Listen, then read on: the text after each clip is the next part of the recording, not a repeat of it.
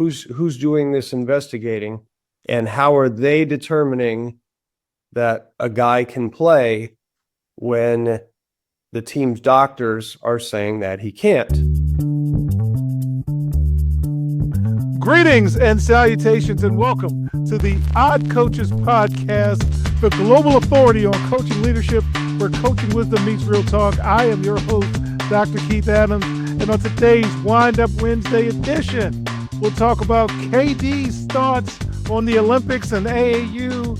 We'll talk about should we suit it up.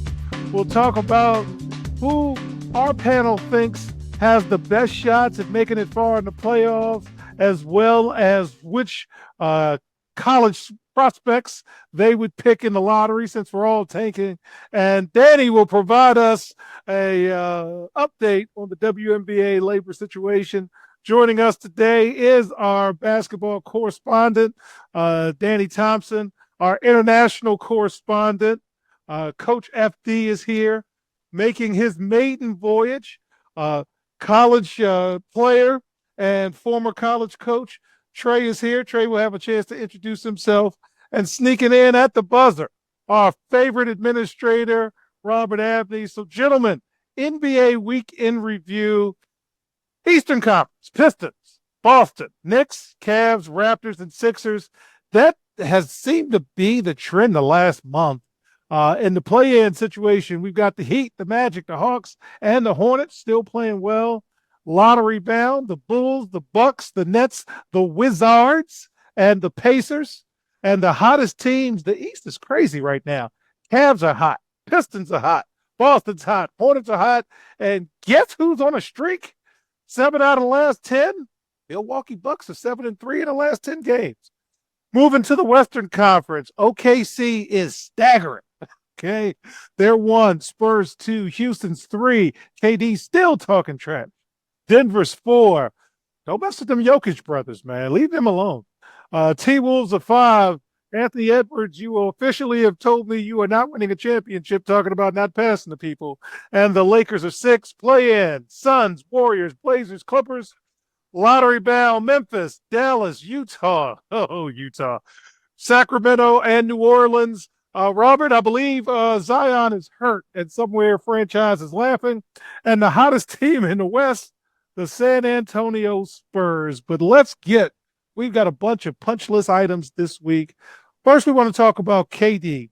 Kevin Durant is 37, and he has officially informed Grant Hill that he wants to play in the Los Angeles games. And if he makes the roster, he will be 39 years old, seeking a record-extending 5th Olympic gold medal. In addition, KD offered a fiery defense of the American grassroots system, AAU, calling the narrative that European development is superior a shot at Black Americans who have traditionally controlled the sport. Danny, you watched KD's career, his whole career, back to the Montrose Christian days. Any thoughts about him with the Olympics or his thoughts on AAU? What do you think, sir? I mean, I have no say on him joining the Olympics. I think I'm one of the big proponents of veteran leadership when it comes to basketball teams. So I think him going there, still being a part of it, still helps. It brings that veteran core because he'll know what you need to do as far as Olympic play goes. I want to get to his comments on AAU, and I'm gonna do AAU because I want FD to give his thoughts on the European aspect of it. AAU is not what it was when me and him and a lot of people from like our generation were playing AAU back in the day. Most of the times when we played, we practiced at least maybe 3 to 4 times a week, and then played in tournaments on the weekend. Maybe played like 2 or 3 tournaments a month, right? But the thing is, when we were practicing, we were doing game situations. We were doing skill development in the beginning, but it was all based on what we needed for our offense. That's how our coaches ran their practices back in the day. For him to think it's taking a shot at, Black Americans, I mean, I don't see it. I understand what he's trying to say, but he's not wording it right. But in the same way, I don't think it's taking a shot at us because there are still players, no matter what age and what your nationality, if you're playing AAU basketball in the States, you're all getting the same type of training and the same type of practice style, no matter where you are. And to me, it's all not good. None of these coaches are showing these guys how to play basketball. It's almost like it's geared towards, let's get some individual skill set in, let's see what you can do in one-on-one settings. But I wish there was just more skill development so they can become better basketball players instead of just individual hoopers at this point. All right. So I've been waiting all week for this. MD, this is the belly of your beast right now. You're a big fan of KD. That's not a secret. Any thoughts and your reaction to what he said in terms of European basketball development compared to American basketball development? I want to say something. When we talk about, NBA player from European that are drafted in NBA, I think people don't understand that those players like Luka and Nikola, they start playing with senior at 15 and 14 years old. So, by the way, a player like Luka, he start playing professional at 15 years old. No matter how, he develop on his fundamentals, it's not about that. But when he come in the draft or come in the league, he's going to be better than a player who were playing with the same amount of age. So what I want to say about that, by that is, I can agree with KD because it'll be right. The best player right now are prepared in United States. When you come to Europe, the players, they come from United. When you see in the year, yes, you have a lot of European players that are in the best. But why? Why? Because all those young players they start playing with senior very young. Victor Wembanyama at 15 years old, he's a generation talent. So no matter about that. But he start playing with, older, very young. And I think this is a big difference with United States. But also about fundamental, I think also that, in Europe, we practice more. We practice a lot. And, when you practice, you have time, to develop. And in America, it's a different concept. You get play a lot. So I don't know what is good or bad, but I think, when you in the NBA, it will have to practice like for a young player because when he come to the league, he has more fundamentals. But in the overall game, I don't think that play the AU system is bad for America. I don't think because you play a lot, you get experience, you learn how to compete every time. And so just I would say that both system has good and bad, but European that play in the NBA are great because they start playing with older. This is the main difference. All right, Trey, welcome. This is your first foray into the line of fire. We're going to start with KD and his thoughts. Okay. You're a former high-level college basketball player and mid-major coach. What do you think about KD's thoughts on AAU and European player development? Oh, well, first off, KD's my favorite player ever. But I agree with FD and Danny both at the same time. I do agree that your certain generational type of basketball, for example, like his generation was a lot different than my generation. I felt like we didn't practice as much as in AAU practice and things like this, but we all knew the game of basketball. So we all were very knowledgeable. We all knew how to play the game. We were very smart. We didn't just play basketball. And the way we trained and the way we took and looked at the games were a lot different than the kids these days. So I feel like nowadays, like Danny said, a lot of these trainers are focusing on one-on-one things and just non-team basketball aspects of things rather than working out, just making the right reads, learning how to take the right shots, what shots are good shots, what shots are bad shots, and things like that.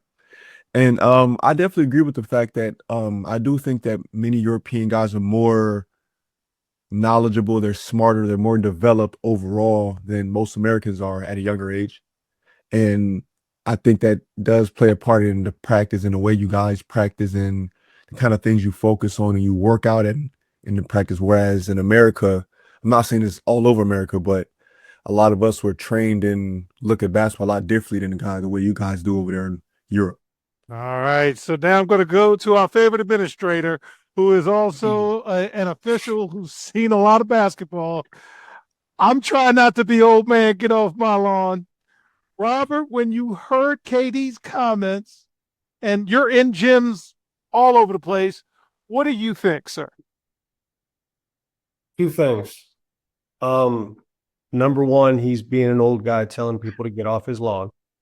And number two, I think there's an element of truth to what he's saying. In my opinion, and it's just my opinion, what I have seen in terms of how a lot of these club teams play basketball, very few of them are well coached. Very few. And most of them, focus on a few things.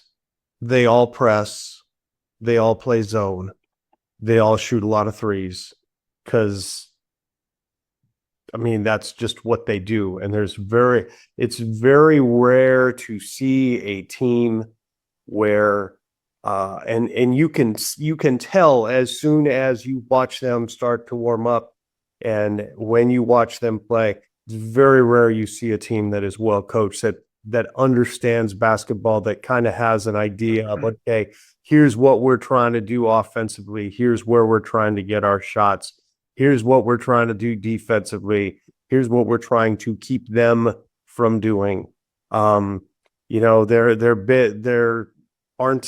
They may actually have a kid in the post who, once he catches the ball, knows what to do with it and and can make a post move or, screen roll and actually catch the ball and kick it to the weak side. There isn't a lot.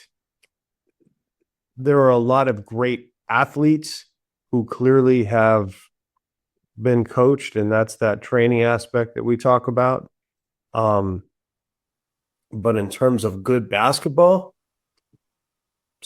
not a lot. Yeah. And for me to wrap this part up before we move on, I'm not a fan of the current system. So instead of complaining about the current system, the CKSA project is developing a postgraduate academy, which means we will take a graduating senior prior to signing to a 2-year or 4-year institution and give them an entire year of academic, sports-specific exposure, training to help them transition better.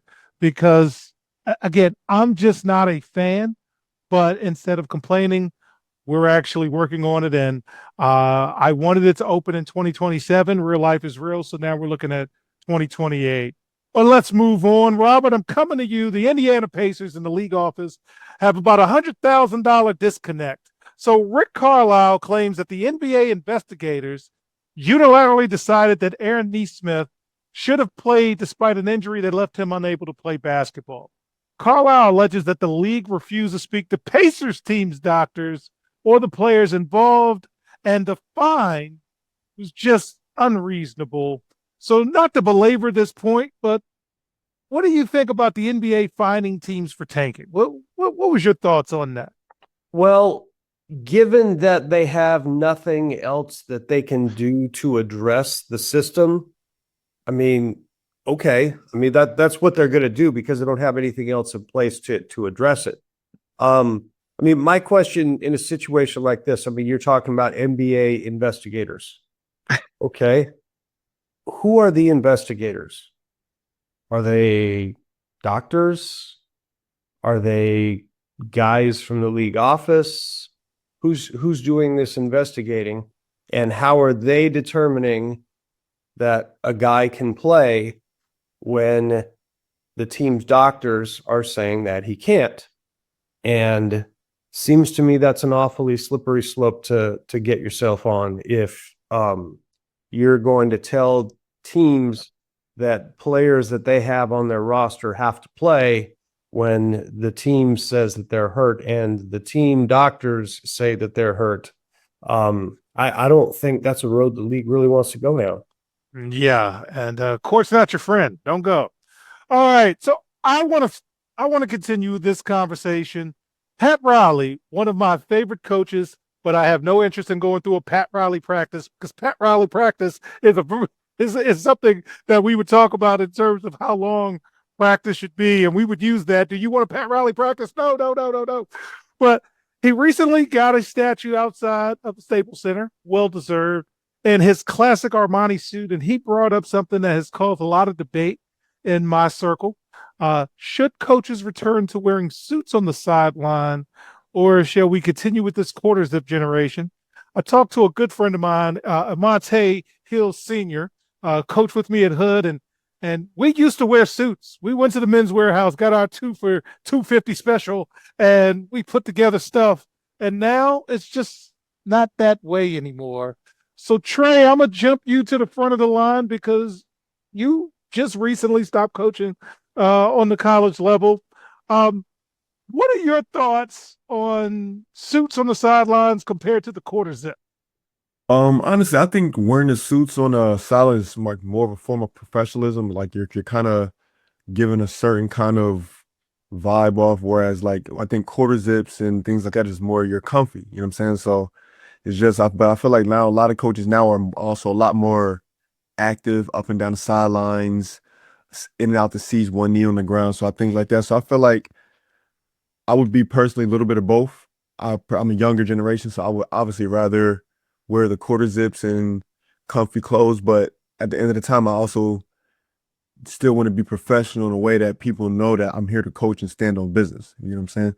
So I'm right in the middle. All right. FD, you are a current coach.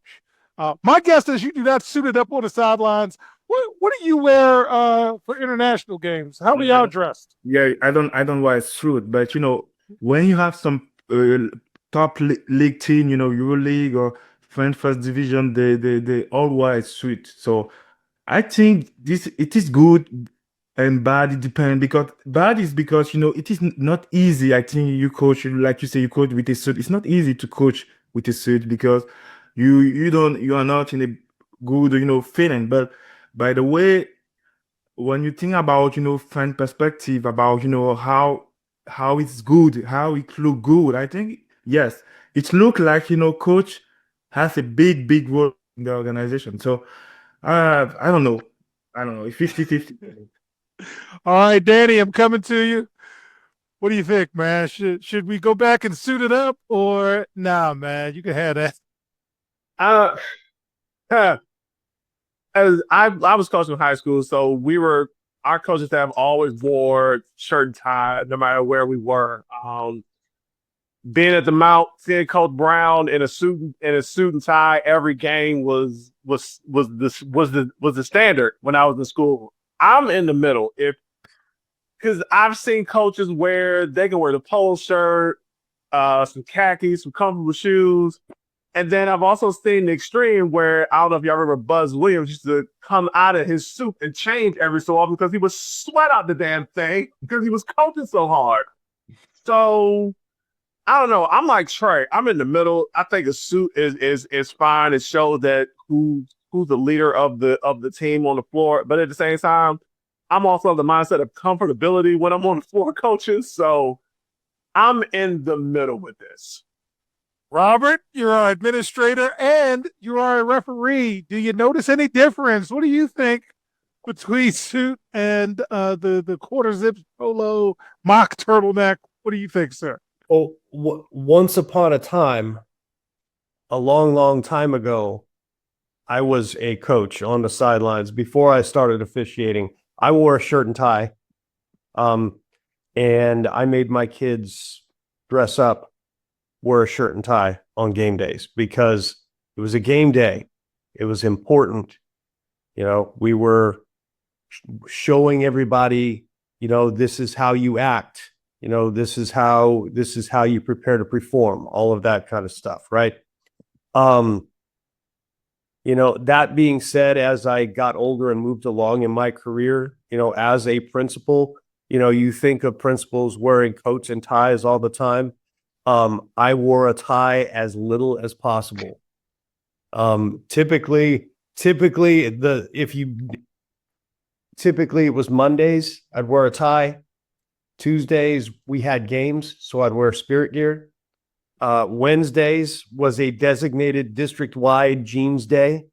So, I wore jeans and a polo or a pullover or something like that. Thursday, I would just, I'd wear a dress shirt and khakis. And then Friday, we had games. So you wear spirit wear, right?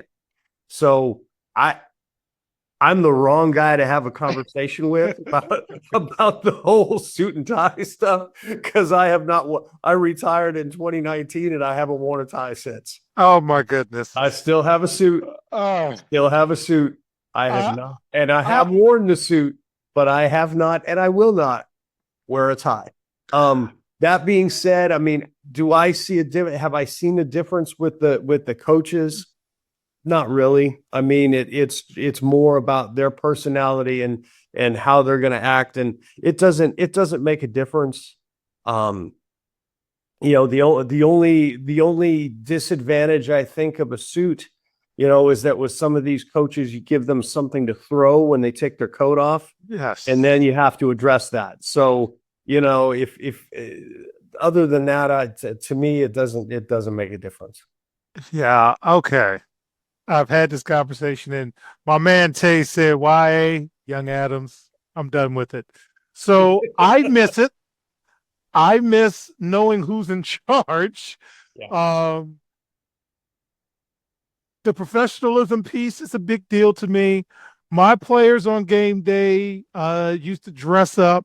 If it was a home game, they wore dress clothes or a team issued apparel. For away games, they wore sweatsuits all day because we got out of class early and I wanted them comfortable. I used to change. And when you wore stuff like that, the entire building kind of knew something was going on, which is advertising to get butts in the seats and tickets and all of that. But I'm not going to fight anybody. This is not a hill I'm going to die on. So I'm just like the tag rope for tag team wrestling. I miss holding the tag team rope because that's how you know if you broke the rules. But everybody's in the ring now, so I got to get over. So one thing I'll add to that. So my brother, shout out to the Centennial, Las Cruces Centennial Lady Hawks, winning their district championship on Saturday. And my brother, he and his coaching staff, they have a set of polos that they wear at home. They have home polos. They have road polos, right? And then, they have sweats and stuff they travel in. If they make the state tournament, so if they get to play in the pit, he will wear a shirt and tie. Okay. All right. So last question, and this is for you, Robert. Jontay Porter, the USBL's leap of faith. So one, the USBL is back, the United States Basketball League, and banned for life player Jontay Porter has officially signed with the Seattle Superhawks. And he is scheduled to return this week against the Lilac City Legend. So we're in education, and that's why I'm going to you, sir. He's done a very bad thing, and he's being punished for life. But should he be able to ply his trade, since he can't, leave, because he's going to be, sentenced or something? Do you have a problem with the USBL playing Jontay Porter?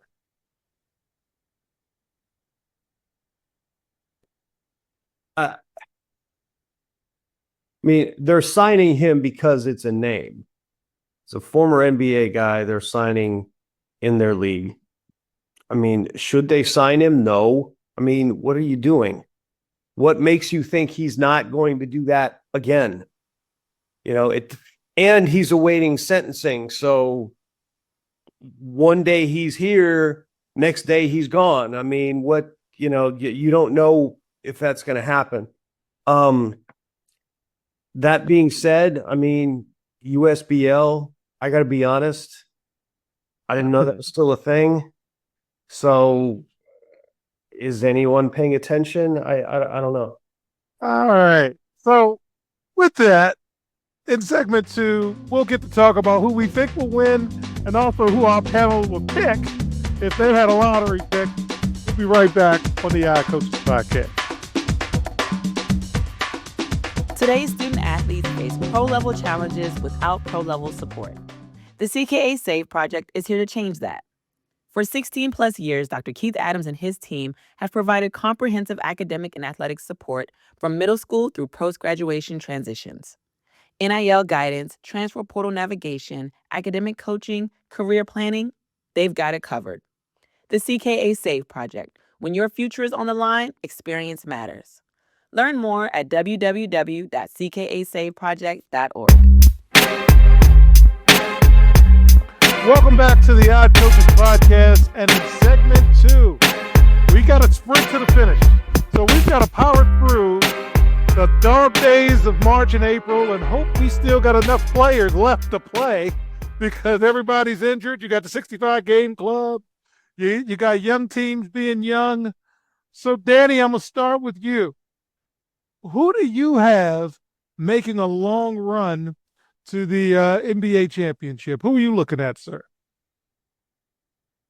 There are 4 teams in my mind. I'm going to get the bias out of the way. The Spurs. Let's get the bias pick out the way, right? Oklahoma City in the West. Those are the 2. And in the East, I think Boston is going to jump and push New York out the way, and it's going to be Detroit. But I think Detroit is going to make the long run from the playoffs because they're built for playoff basketball right now. They're playing physical style ball already. You have a solid lead guard in Cade Cunningham leading your offense. You have a solid post presence in Jalen Darryn playing inside, who is a force defensively on the boards, and he can go get you a bucket on the block for your team. As far as the cast goes, with guys like Isaiah Stewart being the enforcer, even though I might want to force him into a fight just to get him out the way. Tobias Harris is your veteran leadership. And then the rest of the core around that, they have what it takes that's built to probably make the longer run this season, so a championship. And then, of course, I would probably pick San Antonio next because I'm biased. I want to see my team win the championship this year. All right. So, FD, from an international perspective, who do you have going far this year? What do you think? Yeah, I said that, 3 months ago in a show. I don't know if you remember. I said the Spurs is a very, very, very good team. And right now, I think this team can win it all this season. And it's not about lack of experience. When you have, a generational player like Victor Wembanyama, but not only him, the piece with him, Stephen Castle, Darryn Fox, the very, very one of the best guard in the NBA. You have Harper. This team is built to win. And the question is just, are they going to win this season or next season? There's no other question on my mind. But I think they're going to be very good because, I think the Nuggets can't win because of the injury situation on my point of view. I think it's going to be in the West against OKC. OKC, it's very difficult to win, 2 times in this time in the NBA, winning 2 seasons. And I think, the Spurs won't beat them a lot in the regular season. They have a huge advantage. And I think that the team that's going to win in the West is going to win the NBA season because, in the East is a little bit wide open. We have the Pistons, but it's all about, Cade Cunningham and about the physicality. But in playoff, you need more piece. And, Boston, they play well, but they don't have Tatum. And the Knicks, I don't trust the Knicks this season. And you see the Cavs, they will need, that James Harden play a little bit more defense, and I'm not sure it's going to happen. So I see the Spurs win this season the NBA title. All right, Trey, I'm going to jump you in. Who actually has a chance to win this thing? What do you think?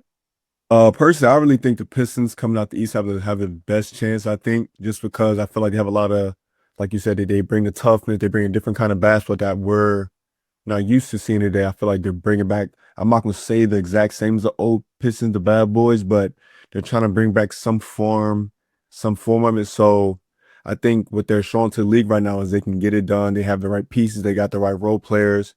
and they have the right help and people surrounded Kate Cunningham that they can get a job done.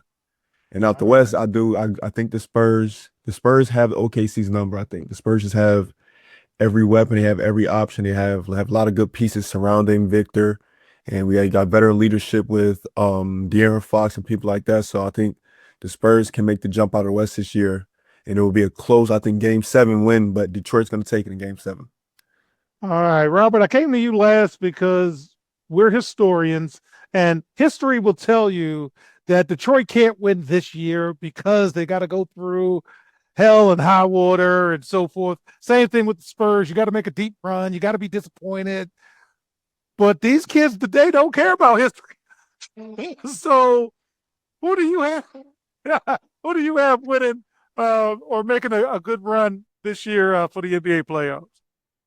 So, I mean, I first of all, I agree with that statement that, you know, the Celtics are dangerous because they have been there before. They have a core that has been there before.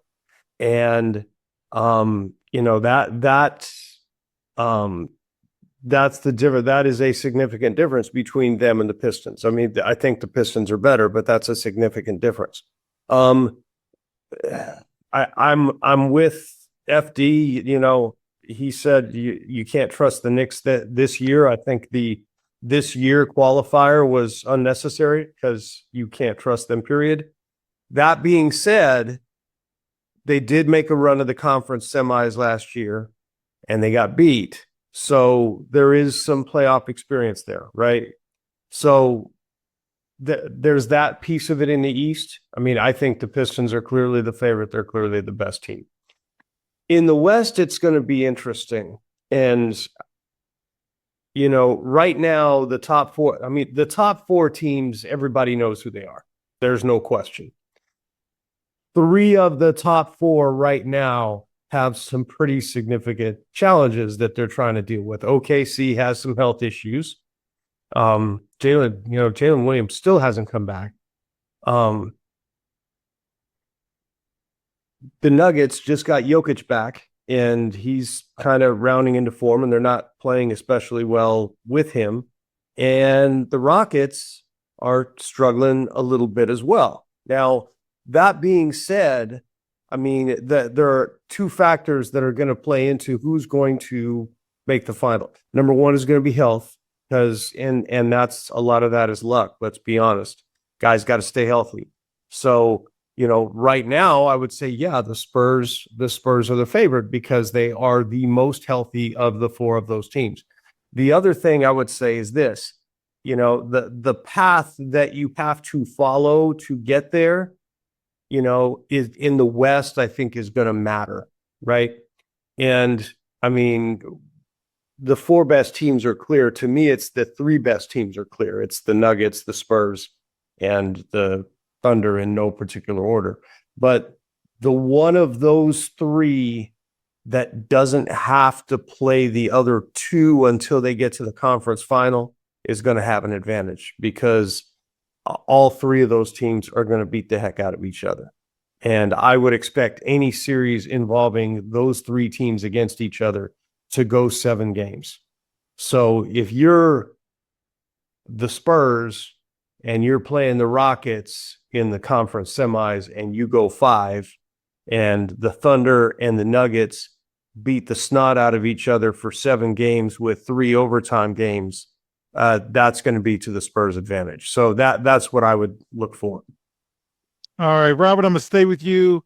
Tanking has been an issue because we're tanking for generational talent in this upcoming draft. There are a number of players that will transform teams, they tell me. So, Robert, out of all of the guys we've been looking at the last few weeks in a little more detail, if you had that first pick, who are you taking, sir? My favorite player in the, you know, potential draftee is AJ Dybantsa from BYU. I think he is the most complete player. I think he's got the best motor. I think he plays the hardest. I think he's got the best mindset. I think you say this all the time, no bum conversation, but if I had a choice, he would be mine. All right, Danny, you got the first pick. Who's Danny picking first? Let's surprise some people. Caleb Wilson out of North Carolina. He brings something that many people, to at least to my knowledge, were ignoring because we were so focused on, I'm going to the ACC side of things, we're so focused on Cam Boozer down to Duke. Not taking anything away from Cam. Cam is tough. Cam is one of the best players in the country. Caleb was doing things that reminded me so much of KG with the way he played, with his playing defense, his athleticism, his ability to take guys off the dribble, his ability to spread the floor with the mid-range game as a post player. His tenacity on the glass is crazy to pay attention to. So for me, health aside, because he's going to come back before the season's over and his hand is going to be fine, I'm taking Caleb. All right. FD, you're our international guy. You've got the first pick. You're a coach. Who are you taking first? It depends on the team that I have. No, you're taking the first pick. You tell me who's number one, sir. Yes, I would say it depends on the team I have, but I would take right now Cam Boozer, and I would say you why. Because his family, I think the place you grow is very big in your career. His father was an NBA All-Star. He played in great team. So I think this is very important. And the second thing, he's playing in a great organization. Duke, about teaching player how to play basketball, how to be on the court, outside of the court. And we definitely agree. I will not take Peterson at the first pick, but Dybantsa, I can think about that. But Boozer has the advantage of the whole package, where his family and also the team he developed, he play right now.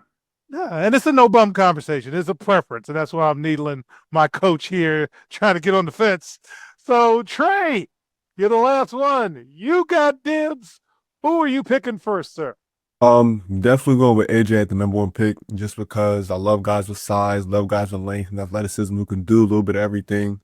Yeah, he has a baby face, baby frame right now, but he get with some NBA guys, he can get some real work, and he'll definitely 6'8", 6'9" frame. He get that to 200, 205, 210, and I think he can be a monster in the NBA just because of his skill set and the way he plays, how fluid he is, and just little things like that. I feel like he can bring a team to the next level or give them what they're missing. What do you think he weighs right now, Trey? Honestly, probably as much as me. So like probably 190, 195. All right. Because I think you get him up 215, 220. Ooh, Scary. Look out. Look out. That is a scary thought. All right. That was good stuff. So fans, in segment 3, we're going to go to our WNBA paralegal correspondent, Danny Thompson, who are going to give you updates on where we are. Time is ticking. It's the 11th and a half hour. We'll be right back on the Odd Coaches Podcast. Hi, everyone. Dr. Keith Adams here. And for over 30 years, I've dedicated my life to helping student athletes succeed, not just on the fields and the courts, but in the classroom and beyond. And that's why I founded the CKA Save Project.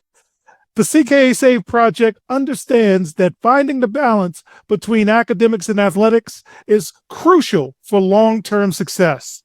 That's why the CKA Save Project offers a range of programs, including personalized consulting, mentorship, and coming in 2027, our innovative Gap Year Basketball Academy designed to assist both young men and women reach their full potential both on and off the court. I'm incredibly excited to announce that the CK Save Project is now partnering with the Cascade Sports Network. This partnership will allow us the opportunity to amplify our message and reach even more student athletes through the Odd Coaches Podcast and other exciting initiatives. Join the CKA Save Project and the Cascade Sports Network as we empower the next generation of student athletes. Visit CKA on the web at www.ckasaveproject.org to learn more. Let's work together to find the balance and help unlock your potential. Welcome back to the Odd Coaches Podcast in segment 3. Okay, fans, there is a March 10th mandate. The WNBA is at a $460 million standoff. So the league has set a soft deadline of March 10th. Failure to reach a deal by that date threatens the season and the May 8th tip-off. So we still have a revenue gap. And fans of the show know what the revenue gap is. Gross versus net. You also have the Toronto Tempo and the Portland Fire, who have sold thousands of tickets, but as Robert says, had 0 players. You've got salary cap projections. The league has proposed $5.65 million cap, and the union wants a $9.5 million cap. That's a bit of a gap. The housing piece, the union now suggests phasing out team-provided housing for players. I would just get away from that if I were them, but what have you. Mm-hmm. Danny, where are we, and what do you think? So after Friday, the players have now reduced it from 27.5% to 25% revenue sharing. The housing stuff still has not changed. They're still trying to figure that portion out. The problem now is, like you said, we're still dealing with the fact that you still have 2 teams that have to go to an expansion draft. 80% of the league are still free agents. And we are still in the gap between what is gross and what is net as far as revenue sharing goes. I think we got to point out the fact that the league got to the point where they were finally able to revenue share with the players. So the players got an extra $8 million coming to them this after this past season. But it's just right now that their issues right now is always going to be that revenue sharing portion, which the players are steadily coming down on. And what is the deal with expenses as far as the league goes? Because even now, and I was reading about this morning, agents are now starting to speak to the Players Association and the league, talking about we need to be more in the loop of what's going on as far as negotiations go.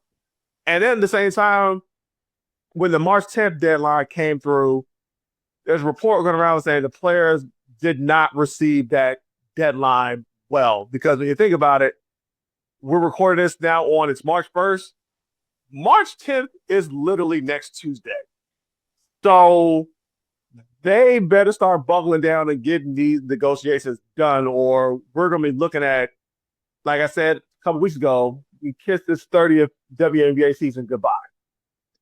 All right, I'm going to my administrator because it's March and we think about life a little different in schools because by March 1st, this year's already in the books and I already got to get ready for next year. So, Robert, as you see the direction this is going, and I'm fairly confident you can see how this is going, what are you thinking?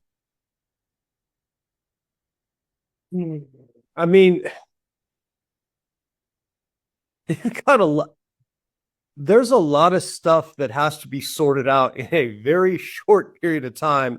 I mean, if I'm Portland and Toronto right now, I am losing my mind because I've sold tickets for games that may not be played. I have no players. I don't have any idea how much I can pay the players. I have no idea where said players are going to live and what we're going to be able to pay them or what kind of housing we're going to have to provide for them. I mean, you're having to deal with so many what ifs that it really makes it impossible to do anything constructive, because when you're creating so many different scenarios, when you're going from, okay, well, here's scenario A where we know we're getting this much money and here's the salary cap, da-da-da. Here's B where, okay, we're getting this much less money, the salary cap is higher. here's C. I mean, you can prepare all those scenarios, but what you're doing is you're wasting a lot of time. And if I'm, if I'm on the staff of one of those two teams, I'm like, just do something. Do something. Give me something to work with so that we can go forward. And I just feel like, the players clearly are showing some willingness to move because they want to play. And they have members who honestly probably need to play because they need the money, right? But the league is showing no willingness to do anything. And again, going back to what we've said repeatedly over the past few months, the WNBA is saying, well, if we agree to the players' deal, we're going to lose $460 million over the course of the deal. How do we know that? How do we know that? The answer is we don't, because the books still aren't open. Yeah. So FD, I'm going to you, and I want you to put your finance hat on. So we're not a coach anymore. We are our financier. You're seeing all of this. What's your reaction with your level of expertise in finance? So as I told you, as I said last time, my bad. So it's about trust, and now the trust is not anymore there. So I was thinking about this idea. Why don't they decide to say, okay, we're gonna take the net or the gross revenue, and the best option each year we go to the player for the next year. It's just an idea that I'm putting on, just so that the player understand that the league want them also to get, the benefit of the season, and the player also do something to to show to the league that, okay, we want a win-win partnership. So I think it look like it is going to be a lockout. I don't know what you're thinking about that, or the season is going to be deferred. But yeah, it's not great, because women basketball those 2 years has grown a lot. And this is a big point. It is a huge effect on that, because people cannot say, okay, we're gonna make a deal that everybody win a little bit. So I'm very disappointed on this situation. Yeah, this is going to be an absolutely embarrassing situation for the WNBA and the league, because I'm thinking we're about to head into possibly a top 5 women's tournament this coming March now.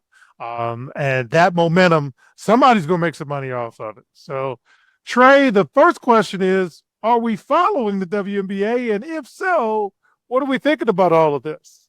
I follow WNBA a little bit. I know my dad loves the WNBA, so he talks to me every day about what's going on and things like that. And I definitely agree with FD. I think there will, because it's become a lockout, and I feel like it is the wrong time to go through a lockout right now, because like you said, you have so many young females who are about to come out of college these next couple of years who can give them WNBA so much more money and just fame and just views and things like that. So I feel like right now is just the wrong time to be going towards this direction. So I feel like something does need to be fixed and adjusted, just because you don't want to lose all these talented females you have coming out of college right now. Yeah. It's the wrong time. Go ahead, Robert. Does Adam Silver come in at the 11th hour like super? Oh, This is the 11th hour. does Adam Silver go like this and show off his ass and come flying in and save everything? This is more than the 11th. This is more than the 11th house. This is like Coach said. This is the 11th and a half hour. Like you said, you mentioned it earlier, Robert. We got two teams who have sold tickets galore. I mean, they're probably saying they've sold out on tickets already. But yet you don't have a roster. You don't know how much you're going to be able to pay these players. So you're to the point now where you're like, okay, Adam Silver might have to fly in like the Avenger of the Night and get this figured out, because players right now, Unrivaled is about to be over. March 2nd is the championship game. Okay. Their season, this is about to be done deal. So then now you have the players. What are we going to do after that? Because even between all that, you still got to go through the FIBA World Cup on the women's side. That's this year as well. So we don't know how they're going to be able to deal with this if because these players are going to have to find some way to play some basketball to stay in shape to get ready for that, and still trying to find a way some money for when the league, whenever they decide to ratify a new CBA to get going. So at this point, this ain't even 11 and a half hour. This is literally, y'all got 10 minutes to prepare and get to the process. We need this UK. This is Dr. Earneston you have to have right now. All right. On the bright side, both Portland and Toronto, they can, they don't need their marketing folks right now. You don't have to be paying those people because you already sold all the tickets. What do you need them for? That is true. All right, good stuff. So on behalf of our Capital Stars, I'm Dr. Keith Adams, still saving money, saying thank you for listening and or watching the Odd Coaches Podcast, the global authority on coaching leadership, where coaching wisdom meets real talk. Also see it on the Cascade Sports Network. Follow us on the X platform at Odd Coaches. And for more information about the CKA Save Project or to make a donation to support our work, please visit us on the web at www.cksaveproject.org. And we will see you on the sidelines. Until next time, take care. We hope you enjoyed today's show. The Odd Coaches Podcast drops new episodes every Tuesday, Wednesday, and Thursday. Make sure you subscribe to the Odd Coaches Podcast on YouTube, Spotify, and iHeartRadio. Follow the Odd Coaches Podcast on the X platform at Odd Coaches.